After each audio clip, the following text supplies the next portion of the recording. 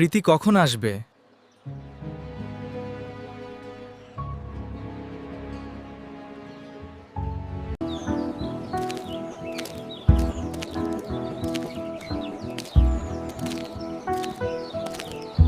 সে আমার পাশে এসে দাঁড়িয়ে বলল,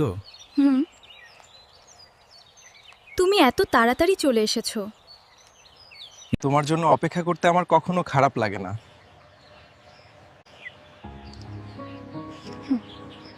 হ্যাঁ, আমি জানতাম গরমে অনেক কষ্ট হবে তোমার, তাই বানিয়ে এনেছি।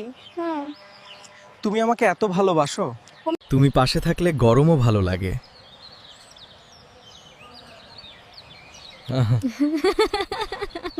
শেষ হলো, এবার চলো যাওয়া যাক। হ্যাঁ, চলো পুকুরের দিকে হাঁটি।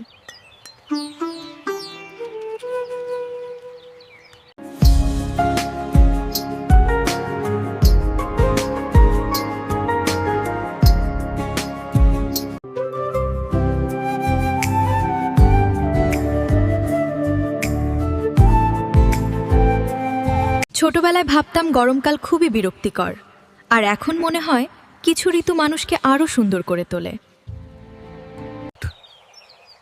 কেন? কারণ এই গরমেই তো বেশি সময় তোমার সঙ্গে কাটাতে পারছি।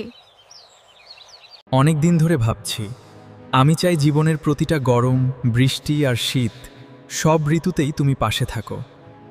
মেয়েটি অবাক হয়ে ছেলেটির দিকে তাকিয়ে থাকল। তারপর বলল, আমি তো অনেক আগেই তোমার পাশে থাকার সিদ্ধান্ত নিয়ে ফেলেছি।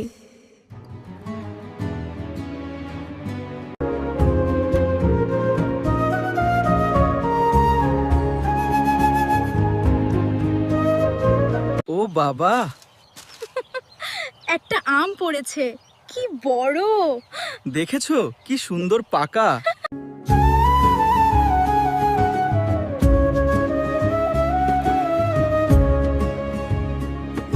আমি বুঝলাম, ভালোবাসা মানে বড় উপহার না, এক গ্লাস শরবত দুজনে ভাগ করে খাওয়াটাই ভালোবাসা। গরমের মধ্যে ওর সঙ্গে কথা বলে বা কাউকে দেখে একটু মন ঠান্ডা হয়ে যায়, সেটা কেউ বলে ভালোবাসা। যতই গরম হোক, ভালোবাসা থাকলে হৃদয় মন থাকবে ঠান্ডা।